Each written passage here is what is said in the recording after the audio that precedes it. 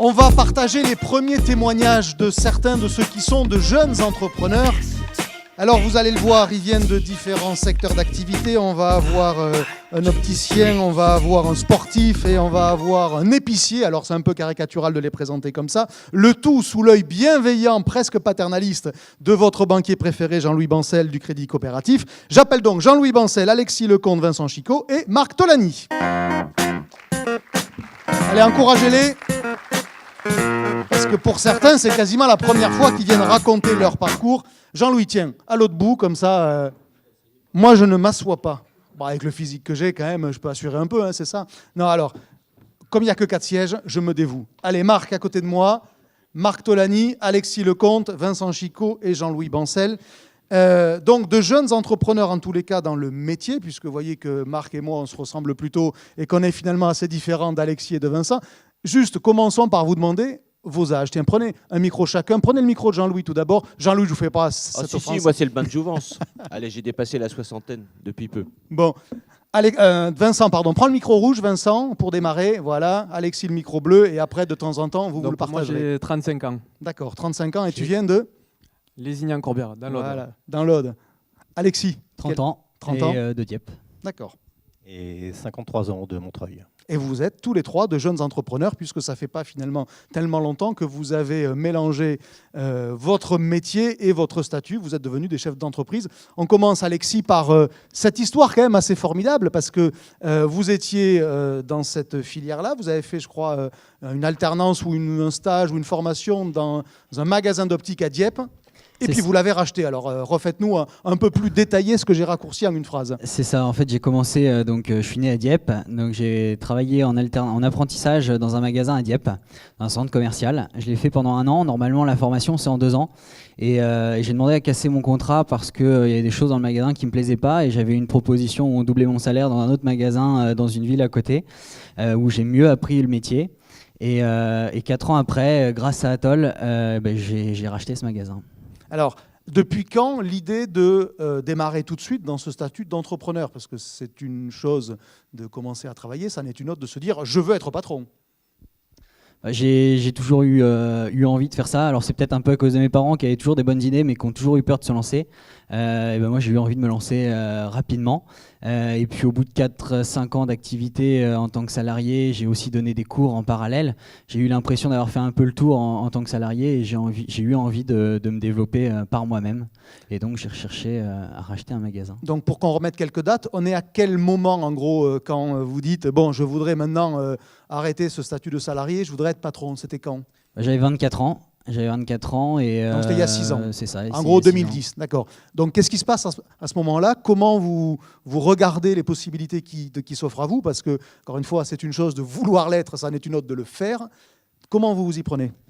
Mais déjà, j'ai regardé mon capital. Je n'avais pas beaucoup de capital. Donc après, j'ai regardé, je savais à peu près ce que les banques demandaient en apport. J'avais 30 000 euros, enfin à peine, parce que je n'avais pas encore vendu mon appartement que j'avais acheté à crédit, mais j'espérais en faire une petite plus-value. Donc j'avais que 10 000 euros. Donc avec la vente de mon appartement, j'ai fait une plus-value de 20 000. Donc j'avais 30 000. Donc je pouvais emprunter à peu près 100 000 euros. Et donc j'ai cherché. Il faut trouver l'affaire à 100 000 euros quand même. J'ai cherché des affaires à 100 000 euros. J'en ai vu, mais c'était vraiment dans des villes très petites, des magasins où j'aurais été tout seul et j'aurais eu du mal à les développer comme j'aurais voulu les développer. Mais vous étiez quand même allé voir votre banquier ou de manière presque en autocensure, vous étiez dit de toute façon je n'ai que 30 000 donc c'est pas la peine que je cherche plus de 100 000. Vous étiez. J'étais pas allé voir mon banquier, mais j'avais confiance. Je pensais qu'il pourrait me prêter au moins ça. D'accord. Mais non, j'étais pas allé voir pour voir s'il pouvait me prêter plus. Voilà. Ou moins. Ou moins. D'accord. Alors à ce moment-là, vous croisez le chemin d'Atoll par ça, hasard, par choix. Comment ça s'est passé? Non, je recherchais sur les sites professionnels. Donc j'ai recherché sur les sites professionnels. Il y avait une annonce d'un magasin qui avoisinait les 700-800 000 euros de chiffre d'affaires en Seine-Maritime. Donc qui valait à peu près autant, c'est ça du coup. Qui valait à peu près autant, c'est ça. Pour ceux qui ne sont pas dans l'optique, pour avoir l'idée. Et donc du coup, l'annonce cherchait des jeunes entrepreneurs avec un faible apport. Il y avait besoin d'un apport assez faible et je connaissais j'avais des contacts chez Atoll et donc j'aurais demandé de se renseigner sur quel magasin c'était. Donc j'ai eu l'info que c'était le magasin de Dieppe et donc après j'y suis allé et j'ai rien lâché Et voilà. Qu'on comprenne bien, c'est le magasin dans lequel vous aviez fait votre apprentissage. J'étais, c'est ça apprentissage, qui rend ouais. l'histoire encore plus savoureuse. Hein. D'accord. Donc vous allez voir Atoll. Je vais voir Atoll, ça dure 6 mois parce que du coup il y a eu plusieurs entretiens. Il y avait en parallèle la négociation entre Atoll et le propriétaire qui était à l'époque un indépendant. Donc voilà, tout ça s'est fait à peu près sur 6 mois. Et puis le jour de mon anniversaire, quasiment, enfin une semaine avant mon anniversaire des 25 ans, voilà, on m'a annoncé que j'étais le Ils sont bien chez Atoll, je dis pas ça parce que... Mais dans les faits, ça s'est passé comme ça quand même. Ça s'est passé comme ça, oui. D'accord, Exactement. donc vous avez mis concrètement vos 30 000 euros. Alors j'ai mis 30 000 euros, j'ai mis un peu plus parce que j'ai emprunté une partie, ça n'a pas été facile. Je ne connaissais pas le crédit coopératif avant. Non, mais alors maintenant tu as le banquier. Donc, donc là, maintenant attends, c'est j'aimerais le patron, voir pour le troisième. J'aimerais voir pour le troisième, je n'oublie pas. Et non, ça a été très compliqué malgré que du coup Atoll avait été actionnaire aussi dans le magasin. D'emprunter 70 000 euros, je voulais 100 000 euros pour. Oui, parce que pour le participer. montage, donc en l'occurrence avec Archipel, c'est ça, hein, qui est donc la société financière dont on a déjà plusieurs fois parlé ici, quand on évoquait ces moyens de rendre plus facile, plus rapide, plus sécurisant les créations ou les reprises. Donc Archipel, vous, pour reprendre l'affaire. C'est ça. En fait, Atoll, au début, me proposait entre 20 et 49% grâce à Archipel. On pouvait au début acquérir entre 20 et 49% des parts. Et moi, je voulais tout de suite 40%. Donc, j'ai demandé à mon banquier de me prêter un peu d'argent. C'était le banquier de mes parents et ça a été très, très, très compliqué.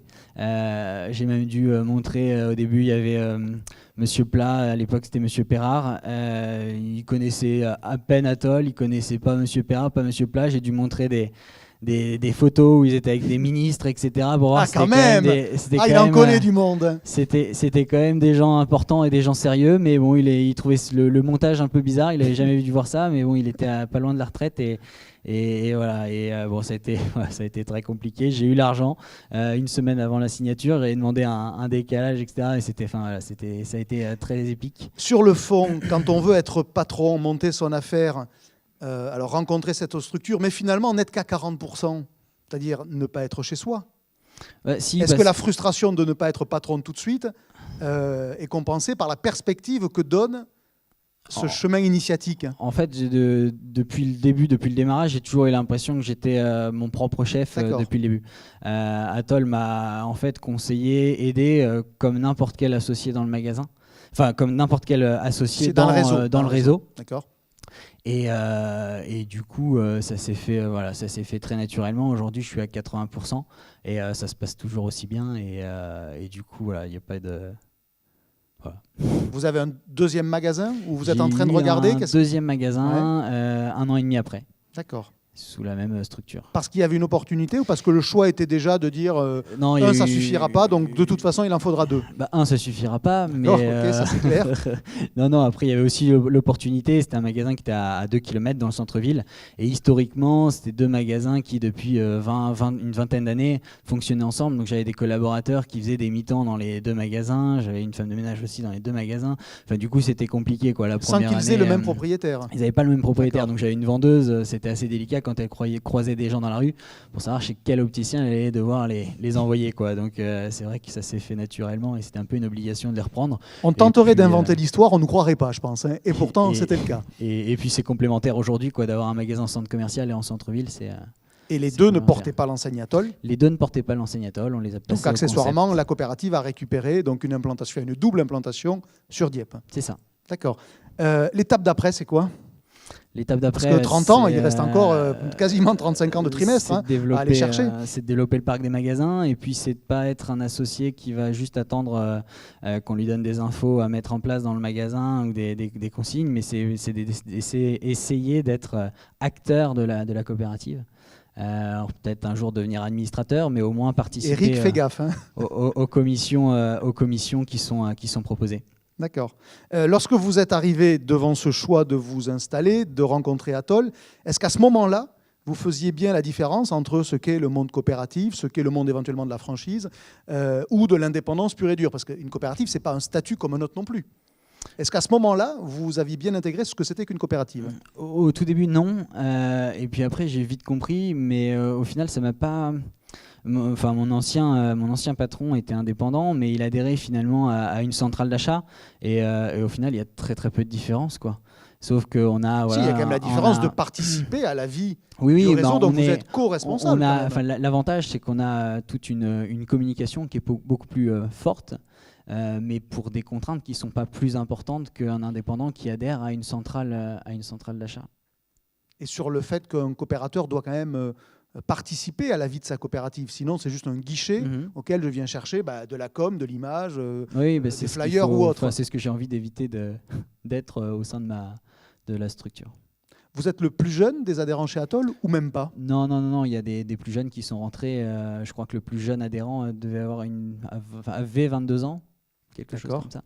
Donc moi j'ai eu mon premier magasin à 25, mais je crois que le plus jeune est rentré chez Atoll à 22 ans. Enfin je sais pas, Monsieur Plal sera mieux que moi, mais je crois qu'il a 22 Non, mais ans. on ne vous regarde pas comme une exception aujourd'hui. Non, Voilà, je suis c'est ça pas- qui est non, je suis intéressant, pas une de voir que exception, ce renouvellement des générations, ça peut On commencer à a- 22 ans, ce qui est quand même très impressionnant pour On le a coup. beaucoup de jeunes au sein D'accord. des associés Atoll. Un mot, Jean-Louis, sur ce parcours et puis sur le fait que, se heurtant au problème du financement, il a dû trouver une voie parallèle, pas forcément la plus intuitive, parce que quand j'ai besoin d'argent pour mon entreprise, je vais plutôt penser à mon banquier Oui, qu'à quiconque d'autre. oui. Lui, il y a pensé, mais Alors, deux choses. Bon, premièrement, moi, je suis heureux d'entendre que, en fait, et on le sait, hein, la nouvelle génération est une génération d'entreprenants pour l'essentiel.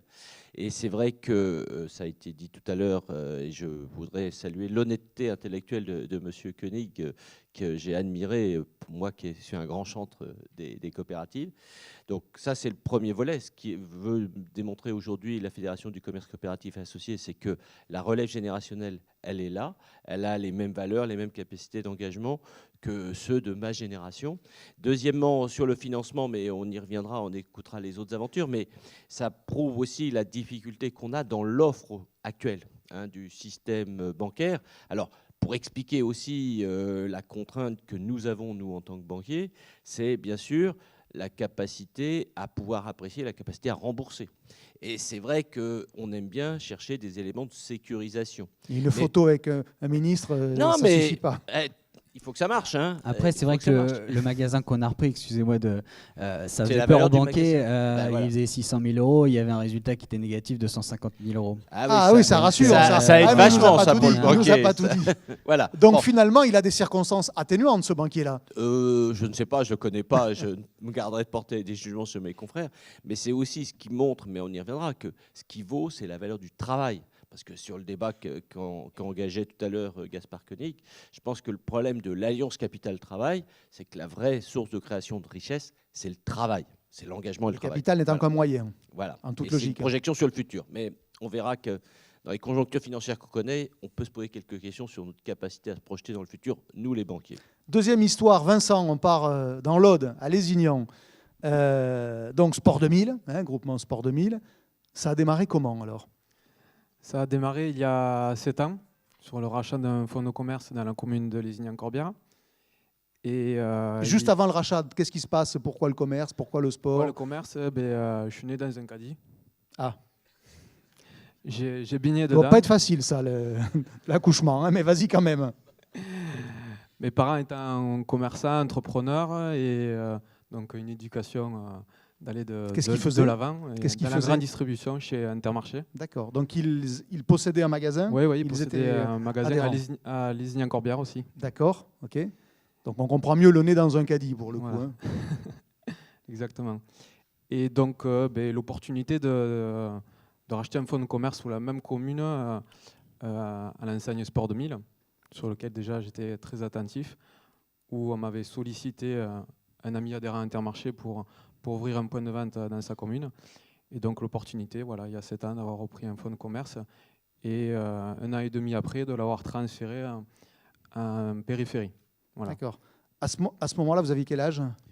28 ans. D'accord. 28 ans. Et vous aviez travaillé dans le magasin de vos parents jusqu'alors ou vous étiez parti vivre Non, du autre tout, chose? Non, du tout. Depuis petit, comme je disais, j'ai travaillé toujours en famille.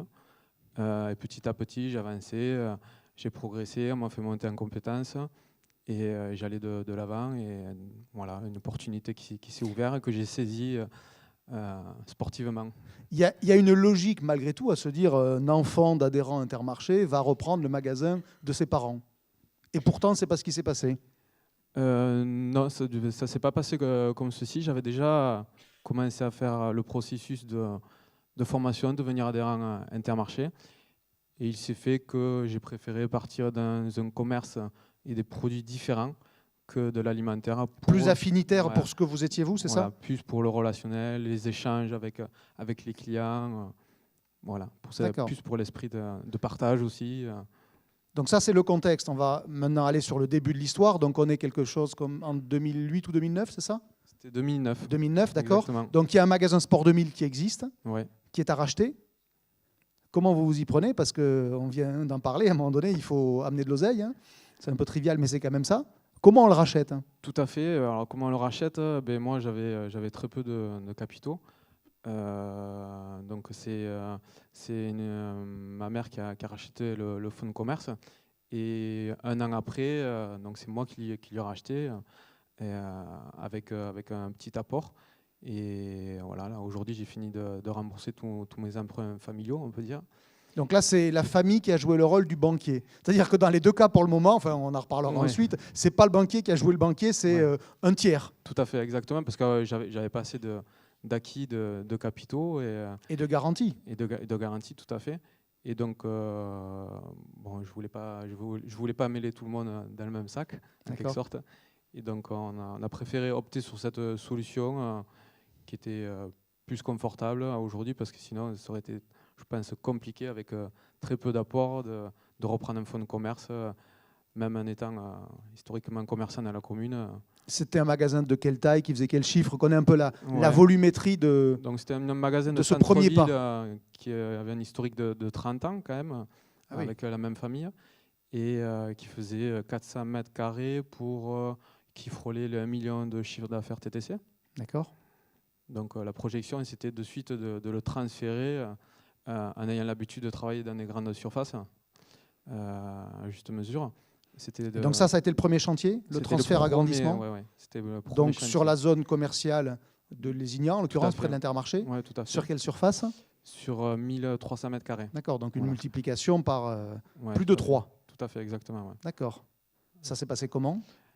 Ça s'est passé avec énormément d'organisation en amont, un gros challenge, on va dire, avec énormément de partage avec les collaborateurs pour bien les impliquer et que ça se passe, on va dire, dans le plus sereinement possible. Donc ça a été constructif jusqu'à aujourd'hui. Le magasin fait 2 600 000 TTC. C'est bien. Donc avec la création de 9 collaborateurs auxquels j'ai donné accès à l'emploi. D'accord. Et en quoi le modèle coopératif, en quoi la coopérative a-t-elle été d'une aide quelconque dans ce cursus? Dans la notion de solidarité, C'est-à-dire de partage. Aujourd'hui, j'avais énormément échangé avec tous les permanents qui étaient là pour m'amener les compétences voulues. Et donc, du coup, le cadre collectif, donc je ne me sentais pas du tout seul. Comme disait tout à l'heure les chiffres, avec 84% de personnes de travailler avec du collectif, ce qui amène de la sérénité et de la confiance pour avancer, quoi. Ça vous effraierait, l'entrepreneur solitaire? Ça m'effraierait, je ne sais pas, peut-être aujourd'hui un peu moins. Oui. Pour l'avenir, oui, puisque je pense que d'appartenir à une coopérative, pouvoir avoir de l'avenir et du développement et de la sérénité, je préférerais continuer avec une coopérative. Être dans un réseau. Ouais. D'accord. Ouais. L'étape d'après, alors il y a eu un deuxième magasin, ou il va y avoir un deuxième magasin? Il y a eu un deuxième magasin il y a 2 ans, une création d'un Sport 2000 à Carcassonne. Donc une ville où l'enseigne n'était pas présente? Du tout, elle n'était pas présente depuis 98, il me semble, si je ne me D'accord. trompe pas. Et donc ça faisait déjà 7 ans que je regardais un petit peu cette ville du coin de l'œil, sur lequel il y a plus de 50 000 habitants, et je me disais, il n'y a pas Sport 2000, il n'y a pas Oui, Sport c'est 2000. le pôle d'attraction de la zone, Voilà. pour le coup. Tout à fait. Alors ça s'est passé comment, un deuxième magasin? Comment on le finance? Comment on utilise? Comment on prend les services de la coopérative, l'aide de la coopérative? Mais sur les 5 ans passés avant la création, les services de la coopérative, je les connaissais un petit peu, pas par cœur, mais bon, on m'avait déjà fait monter en compétence, donc je connaissais le cursus pour créer un deuxième point de vente. Tout le monde a été, on va dire, à mon aide, donc je les remercie. Et donc après, ça a été énormément d'organisation en amont pour ce point de vente. Au niveau des banques, il a fallu que je récupère des capitaux propres pour créer un autre capital, en quelque sorte, des fonds propres. Le fait d'avoir montré, on va dire, patte blanche sur les 5 ans passés, ça m'avait relativement aidé sur le relationnel bancaire. Aujourd'hui, c'était il y a 3 ans. Je pense qu'aujourd'hui, les choses ont relativement changé. Dans quelle direction Pourquoi aurait-elle forcément changé? Vous voulez dire que ça aurait été moins facile?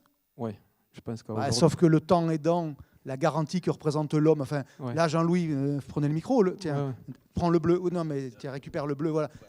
Ouais. Ça doit être très rassurant. Quelqu'un qui avance bien sûr, et qui est au rendez-vous. Est-ce que là aussi, pour expliquer comment travaille un banquier, c'est vrai que on aime bien regarder dans le rétroviseur pour conduire devant. Donc après, ça, c'est limite. Hein. Et on va regarder sur la capacité à se projeter. Mais c'est vrai qu'à partir du moment où on commence à avoir une personne, une femme, un homme qui a fait ses preuves, ça rassure le banquier. Et donc, il a prononcé les mots très importants, qui est là aussi l'aspect fonds propres. C'est-à-dire que là où il y a un jugement porté par le banquier, c'est non seulement est-ce qu'il a créé de la valeur, de la richesse, et qu'est-ce qu'il a fait, ce bénéfice. Oui, est-ce qu'il a consolidé ou est-ce qu'il a flambé? Enfin, on va faire simple, mais c'est ça. Exactement. Est-ce qu'il l'a laissé dans l'entreprise? Est-ce qu'il a permis d'appuyer des choses, etc. Et donc ça, c'est aussi un point qui me semble très important parce qu'on retombe dans cette capacité à se projeter dans la durée. L'angoisse du banquier, c'est surtout est-ce que l'argent que je prête, qui est fondamentalement l'argent de mes clients, parce que ce n'est pas le sien, je rappelle, c'est est-ce qu'on va me le rembourser? Alors après, avec des intérêts si possible. On va en reparler tout à l'heure.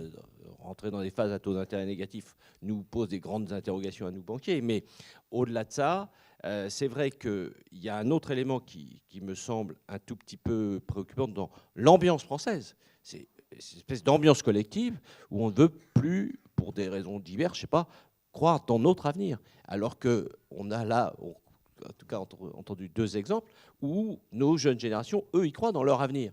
Donc il ne faudrait pas que nous, la vieille génération, on leur coupe les jarrets. Ouais, sauf que moi, je viens d'entendre quelqu'un qui est en train d'avancer et qui se dit aujourd'hui, ça aurait été moins facile, alors que chaque pas qu'il fait est plutôt un pas qui rassure. Oui, sauf qu'après, il y a une autre intégration qui est un problème de macroéconomie, qui est qu'aujourd'hui, pour des raisons diverses et variées, c'est devenu à la mode, collectivement en France, et surtout dans certains médias, etc., de ne pas croire dans notre capacité collective à avancer.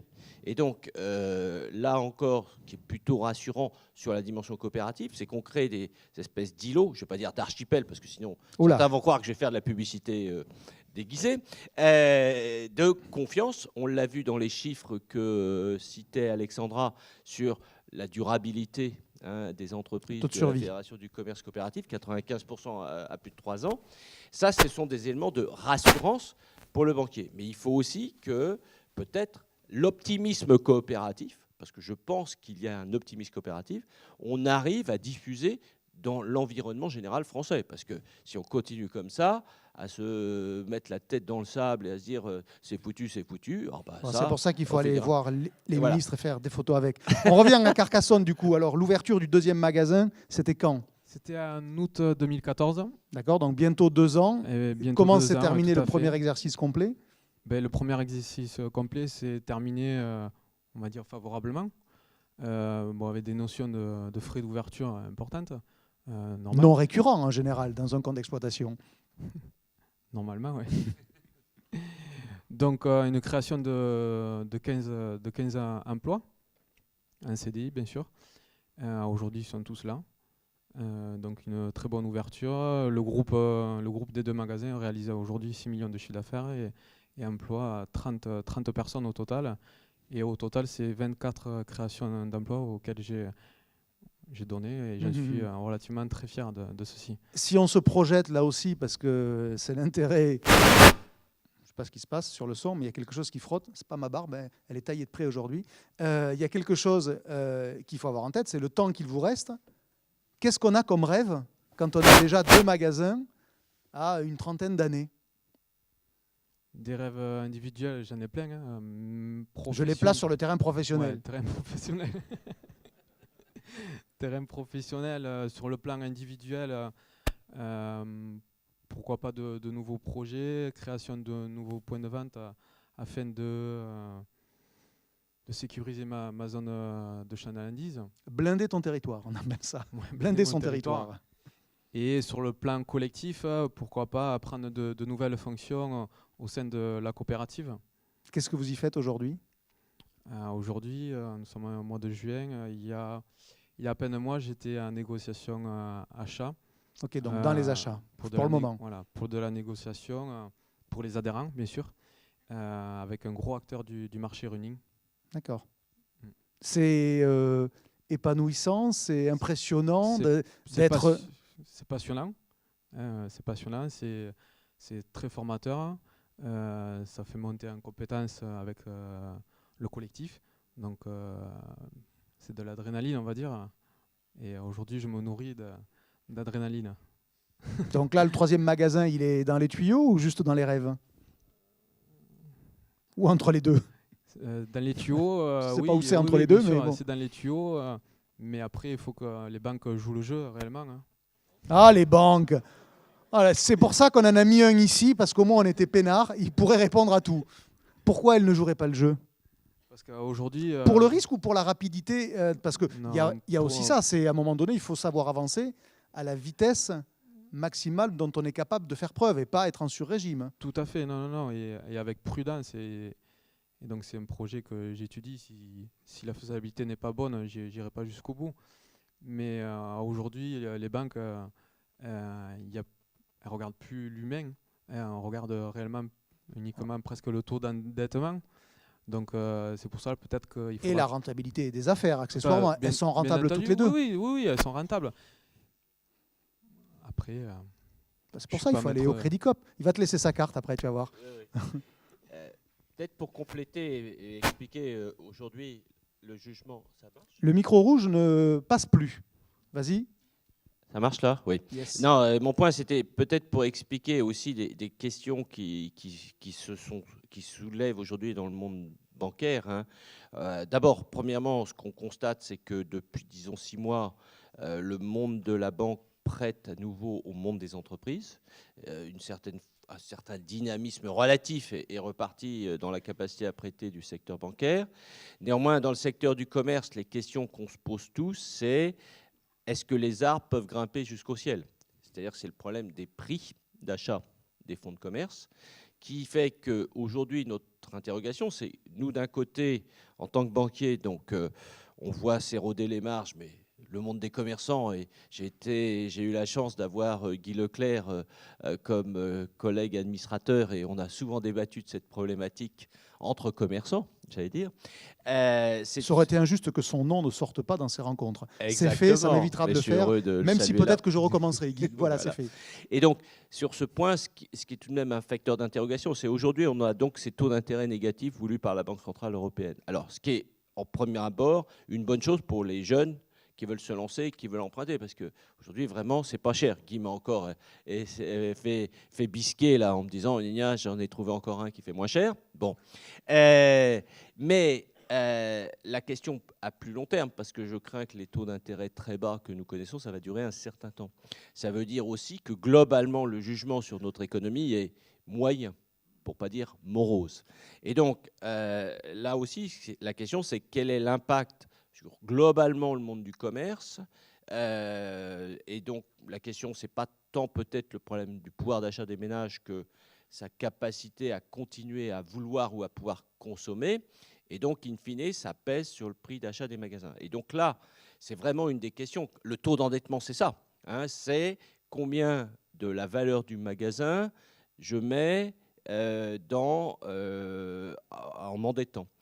Ça, face à une autre perspective, qui est aussi les nouvelles formes de commerce. Est-ce qu'il faut continuer à engager tant d'argent, entre guillemets, pour des briques et du ciment, alors que peut-être que dans les évolutions de la consommation, et donc c'est ça aujourd'hui que les banquiers se posent comme question. En gros, Quel c'est est parce la- que vous n'y le voyez pas soutien clair sur les modèles Ouais, que bien vous sûr. avez sans doute Mais- du mal à financer autant qu'ils le souhaitent les anciens modèles. Et on retombe là sur une autre question, c'est qu'il faut certainement se poser des questions sur les limites de ce que nous, banquiers, on voit à travers des comptes, parce que la comptabilité n'est pas la vérité économique des entreprises, c'est un indicateur. Ça s'en rapproche un peu quand même. Oui, bien sûr, mais il y a toute cette problématique de l'immatériel, qui est même pas du tout appréhendé, pour ne pas dire mal appréhendé par la compta. Et aujourd'hui, il faut trouver, et nous, banquiers... Donc c'est la valeur des fonds.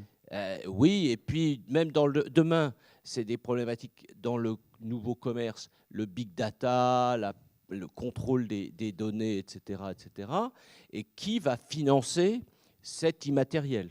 Et là, je pense que les structures de financement, soit des groupes, des groupements, soit des structures comme Socorec, qui est associée au Crédit Coopératif, doivent jouer un rôle important pour accompagner cette question. Et puis, il y a une dernière piste que moi, je voudrais évoquer là. Enfin, on a parlé avec nos amis de Socorec ou avec d'autres. C'est cette nouvelle forme de financement qu'on appelle le financement participatif, le financement par la foule. Mais le financement familial est l'embryon du financement participatif. C'est faire confiance à quelqu'un parce qu'on apprécie un individu, Parce qu'on le connaît. une personne et son projet. Et donc là-dessus, peut-être que pour des raisons diverses, plus aujourd'hui on bureaucratise les banques, même si certaines essayent de résister parce que c'est la vision de la Banque centrale européenne, etc.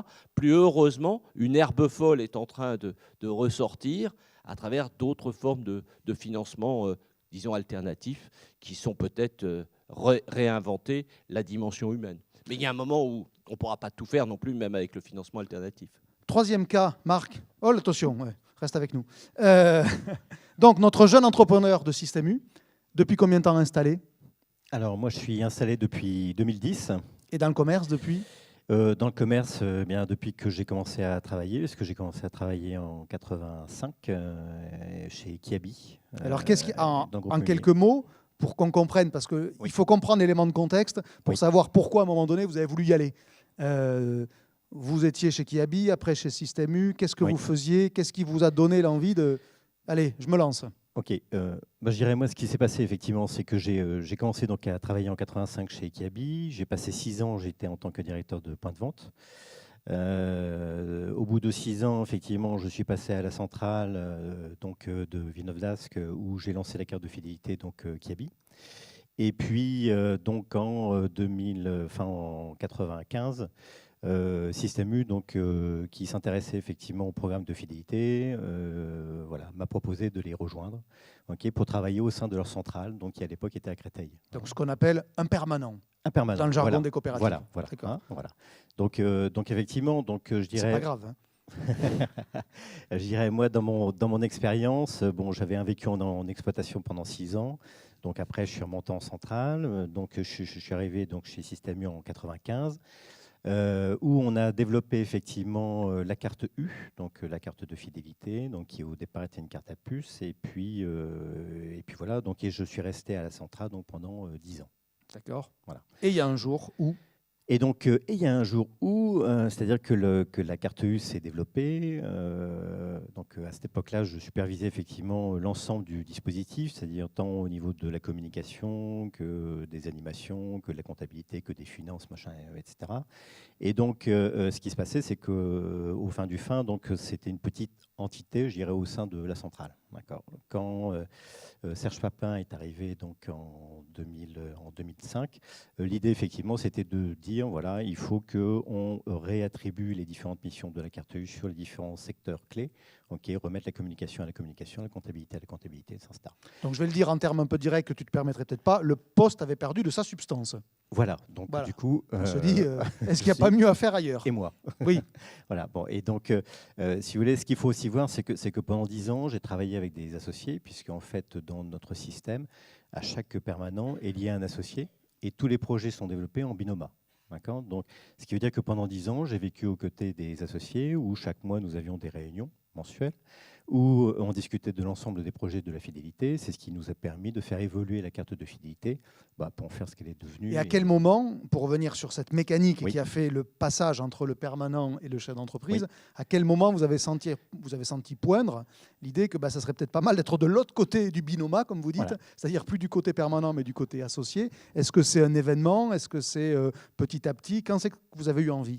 Ce que je veux dire, c'est que j'avais acquis une certaine expérience chez Kiabi où, au bout de 6 ans de direction de magasin, je m'étais dit, la prochaine fois que je rentre dans un point de vente, ça sera le mien. Voilà. D'accord. Bon, maintenant après... Donc les racines sont lointaines. Voilà. Maintenant, après, je dirais, il y a des évolutions, il y a des opportunités voilà, qu'il faut être capable de saisir. Bon, c'est vrai que moi, à cette époque-là, en 2005, avec Serge Papin, on s'est mis d'accord, effectivement, et donc sur le fait que je quitte la centrale en tant que permanent et que je m'engage dans un processus de postulant. D'accord, donc en même temps que le poste perdait de sa substance, vous lui avez dit « je veux y aller ». Voilà, Donc vous allez exactement. postulant. On Oui, est en tout à fait. 2005, Tout à quelque fait. chose près. Voilà. Qu'est-ce qui se passe? Parce qu'on est quand même aujourd'hui en 2016. Donc, Oui, tout à fait. Donc là, c'était en 2005.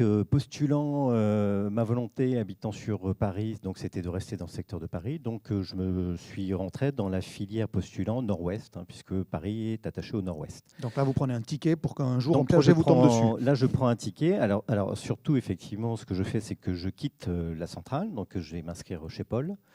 Et je vais effectivement me former pendant 10 mois. C'est pas la boulangerie dont on parle, pour ceux qui n'ont pas suivi. Chez Paul Au cas où. Je vais effectivement donc me former pendant 10 mois, puisque c'était le deal. Donc c'était de repartir dans un magasin pendant 10 mois. Donc pendant 10 mois, effectivement, je suis retourné dans un point de vente où je me suis formé. Donc je me suis formé avec un parrain. C'est-à-dire un associé qui m'a épaulé pour m'accompagner dans mon cursus. Donc là, on est dans la dimension compagnonnage dont on a déjà souvent parlé ici. Tout à fait. Ouais, tout à fait. Et donc là, bien, donc, j'ai fait ça du mois de janvier au mois d'octobre 2005.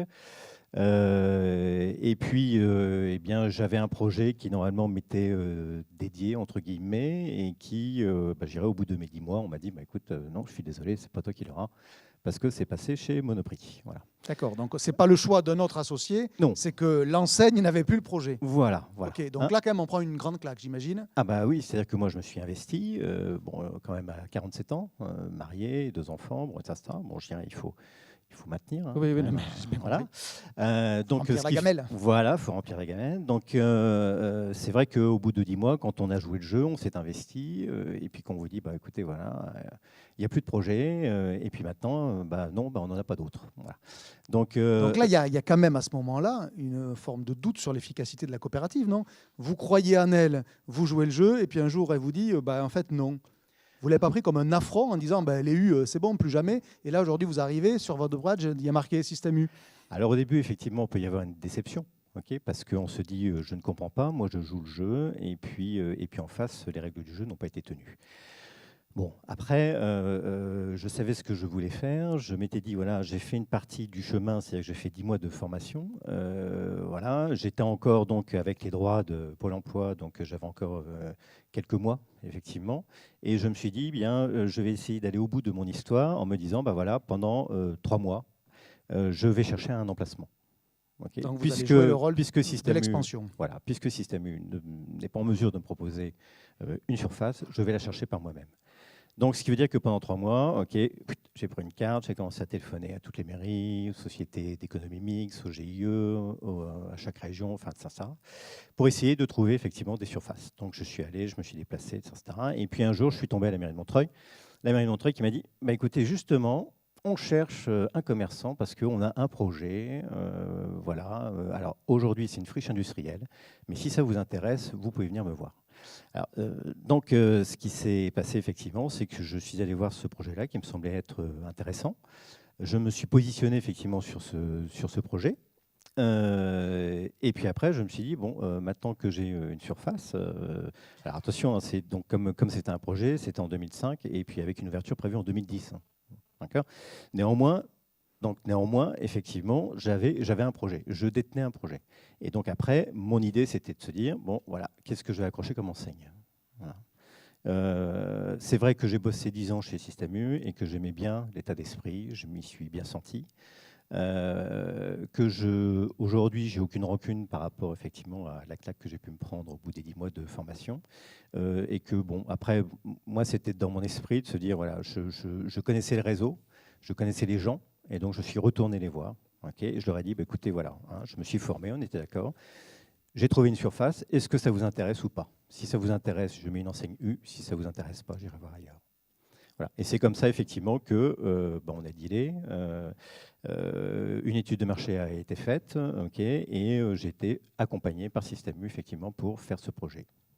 Alors, Donc, dans la phase 1, c'est lui qui vous amenait le projet, qui vous vendait le projet. Dans la Oui. phase 2, c'est l'inverse. oui, C'est vous qui lui vendez le projet. Voilà, c'est Donc, ça. comme quoi, les deux approches sont C'est ça. tout à fait possibles. Hein. C'est ça. C'est l'illustration dans un seul exemple, pour Voilà. le coup. Mais si je n'avais pas fait ça, je pense que je serais retourné en tant que salarié. D'accord. dans Et une entre les entreprise. deux, entre 2005 et 2000, entre le... Eh bien, donc, entre 2005 et 2010, et c'est-à-dire 2010, entre le le temps moment... de la... Voilà, c'est ça, parce que c'est un Reconfiguration de la projet immobilier, donc 3 tours d'immeuble avec donc des commerces en pied d'immeuble. Ça a pris un peu de temps. Donc pendant ce temps-là, eh bien, je suis retourné travailler en tant que salarié. J'ai fait du conseil aux entreprises dans une société qui s'appelle DocaPost, donc qui est une filiale du groupe La Poste. D'accord. Voilà, et j'ai fait ça pendant. Donc là, pendant vous 3 étiez ans. salarié avec la perspective qui était déjà très avancée de devenir patron Voilà. dans ce que vous faisiez finalement avant, c'est-à-dire Voilà. dans le commerce, dans l'épicerie. Voilà.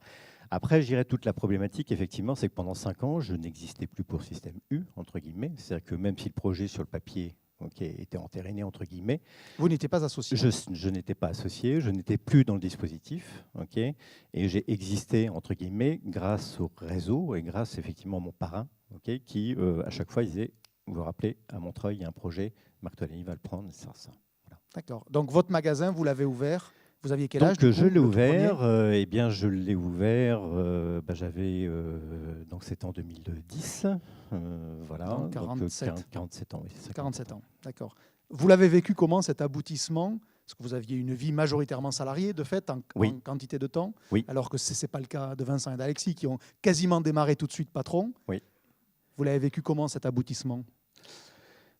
Pour moi, c'était une suite logique, quoi. Enfin, je dirais, voilà, j'avais acquis une certaine expérience, j'avais la connaissance du groupement, je me suis formé. Enfin, ce que je veux dire, c'est que j'étais dans mon cursus et j'ai trouvé ça d'une manière très naturelle, je dirais, de passer effectivement de ce statut-là. Comment on à gère ce le statut-là. risque à votre stade dans la vie? Vous l'avez dit, vous étiez marié, des enfants, avec une responsabilité Oui. que n'ont peut-être pas Vincent et Alexis, ou en tous les cas sans la même relation au risque par principe. Oui. Ils étaient trentenaires ou à peine. Comment vous l'avez vécu, vous, cette relation au risque à quelque chose comme 45 ans? Et avec la coopérative éventuellement ou non, je ne sais pas. Le risque, effectivement, il faut savoir le prendre parce qu'un entrepreneur, par définition, ça prend des risques. Donc, si déjà pour se lancer, on ne prend pas de risques, quelque part, on n'a pas la fibre. Enfin, je dirais, voilà. Après ça, il est bien évident que moi, j'ai été soutenu ensuite par le groupement. Donc, d'ailleurs, on a monté le projet avec le Crédit Coopératif, avec Socorec également, qui m'ont aidé effectivement dans le financement donc, de ce premier point de vente. Sachant qu'en plus de ça, la difficulté, je dirais pour les banquiers, c'est que quand on crée, on part de rien, quoi. C'est-à-dire, j'avais une étude de marché, d'accord, voilà, et c'était mon seul argument, de dire bon bah voilà, je crée un commerce, voilà, il y avait un potentiel de 3 millions d'euros. Et puis dire, bon, voilà, est-ce qu'on y va ou pas? Mais l'avantage, c'est qu'on n'a pas un fonds de commerce surévalué, c'est déjà ça. Puisque j'ai bien entendu que c'était l'une des problématiques aujourd'hui. Là, au moins, pour lui, c'était fait. Depuis, vous avez ouvert un deuxième point de vente? Oui, parce que donc, au niveau de l'étude de marché, était moins disante, effectivement, et fort heureusement que ce qui s'est passé. Donc, ce qui veut dire que dès Donc, en gros, ça a mieux marché que prévu. Voilà. On va le dire Donc, positif. Voilà, ce qui veut dire que dès la première année, j'étais en capacité de rembourser Expan U, donc qui est la financière, la financière de D'accord. Système U. J'étais en mesure de rembourser l'avance de mon parrain, etc. Donc, dès la première année, j'étais clean, quoi. Voilà. Et donc, Et vous êtes donc, eh bien, en 2015, j'ai ouvert donc un deuxième projet, toujours sur la commune de Montreuil. Voilà, donc et tout se passe bien. D'accord. Bon, comme quoi, on peut investir, on peut entreprendre à absolument tout âge. Que le but, c'est d'être maître de son destin, puisque en fait, c'est ce que vous cherchiez aussi, là, pour le coup. C'est piloter. Oui. Et c'est vrai que, je dirais, lorsque j'étais en centrale, je voyais difficilement mon avenir très lointain au niveau de la carte U, en se disant, bon, les choses, il y a une certaine étape, les choses ont été abouties. Passer à une étape au-dessus, bon, je n'avais pas cette vision-là. Et donc, pour moi, effectivement, c'était tout naturellement un retour un petit peu aux sources, entre guillemets, un retour au commerce. Voilà, et puis mettre en œuvre toute mon expérience, tout ce que j'avais acquis, au service, effectivement, de ma propre entreprise. Un mot, Jean-Louis, sur... Oui, enfin, Ah, décidément. Hein. Décidément. c'est le rouge qui est... Ah non, Ouais. non, c'est bon. Il faut le les laisser rouge. ouverts, ça serait quand Voilà. même tellement plus pratique. Juste peut-être pour arriver à la suite de ces 3 exemples et puis pour faire aussi le lien avec ce qu'a pu dire l'intervenant Gaspard Koenig, je pense que ces 3 exemples nous montrent les 3 fondements clés du système du commerce coopératif ou du système coopératif. C'est premièrement la liberté. La liberté, et quand il essayait à la fin, parce que vous posiez des questions, Olivier, sur capitalisme, je pense que là où il y a une base commune entre entreprise familiale, entreprise capitaliste, etc., c'est de vivre dans un système de liberté. Je rappelle que c'est le premier principe coopératif, liberté d'adhérer, liberté de sortir. Alors, ça ne veut pas dire qu'il y a le deuxième corollaire qui est très important, parce que ce que je ressens, quel que soit l'âge, en tout cas, la contrepartie de l'engagement, c'est le sens de la responsabilité.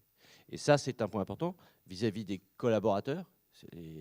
Là, ça n'a pas été dit pour le 3e cas, mais derrière, on crée des emplois, on crée de l'activité, et bien sûr, on travaille pour une communauté, une ville ou un territoire. Et puis, le 3e point, c'est la confiance. Donc, liberté, responsabilité, confiance, ça me paraît des choses très importantes. Confiance dans les autres, parce qu'en tant que patron, il faut instaurer une forme de confiance, bien sûr, avec ses collaborateurs, soit pour aller ouvrir un nouveau magasin, soit pour donner des perspectives. Confiance, bien sûr, avec les autres associés de la coopérative, du groupement. Et puis ensuite, confiance plus largement. Et en particulier, c'est le point important pour nous, banquiers, c'est est-ce que je peux faire confiance à cette personne? Je pense que si on a la dimension liberté, responsabilité, assez facilement, on arrive à construire un élément de plus dans la confiance. Après, des accidents dans la vie, il peut en arriver, mais ça aussi, c'est là où il faut se poser la question, comment le système coopératif apporte un minimum de filet de sécurité. Et ils vous font confiance, là, globalement, quand même. J'espère, en tout cas. On en a choisi des bons. Écoutez, en tous les cas, vous avez très bien monté avec Alexandra cette table ronde et ce crescendo, d'une certaine façon, qui montre que vraiment, il y a de quoi avoir pleine confiance dans l'avenir du commerce coopératif. Un petit regard croisé pour terminer, Marc, dans les 2 expériences ou dans l'une d'entre elles, qu'est-ce que vous avez retenu? Qu'est-ce qui vous a surpris? Soit Alexis, l'opticien, qui part avec 3 francs 6 sous, pardonne-moi, mais c'est à peu près ça l'idée, ou Vincent qui est né dans un caddie. Qu'est-ce que tu retiens? Moi, ce que je retiens, d'abord, c'est la fougue de la jeunesse. Parce que je dirais, moi, j'ai eu besoin plutôt de mûrir, d'avoir une expérience. On appelle ça un diesel. Oui, voilà, c'est ça. Moi, je suis plutôt diesel. Effectivement, donc je trouve ça bien, parce que c'est vrai que quand on est jeune et quand on peut le faire, après, on a toute la vie devant soi pour développer son entreprise. C'est sûr qu'ils ont du temps. Et ça, ils ont du temps bien. devant pour en faire d'autres. Alexis, ouais, soit dans l'expérience de Marc, soit dans l'expérience de Vincent. Les deux sont. Ce qui m'impressionne, c'est le développement de son chiffre d'affaires. Ça va passer vite, de 1 million et puis d'avoir 2 magasins et d'être à 6, c'est beau. Et puis il y a une question que je me pose, c'est que à 25 ans, c'est facile de se lancer parce que j'avais rien à perdre. Est-ce que à 47, j'oserais encore entreprendre? Je sais pas. Oui, c'est aussi pour ça que cette expérience est très intéressante. Il faut mettre sur la table, il faut y aller. Voilà. Vincent? Et donc, mon aperçu pour monsieur du système U. T'as vu, il dit monsieur. Je nomme alors. Appelle-le Marc, je pense que ça va pas le gêner. C'est pour sa fidélité, du coup, de chez Système U. Oui, d'être revenu malgré la... Parce que ça, c'est quand même fort. C'est quand même fort. C'est parce qu'il s'occupait de la fidélité, de la carte fidélité. Ah, c'est pour ça, bien. J'aurais dû la faire toute seule, celle-là. Enfin, tout seul, pardon. Effectivement.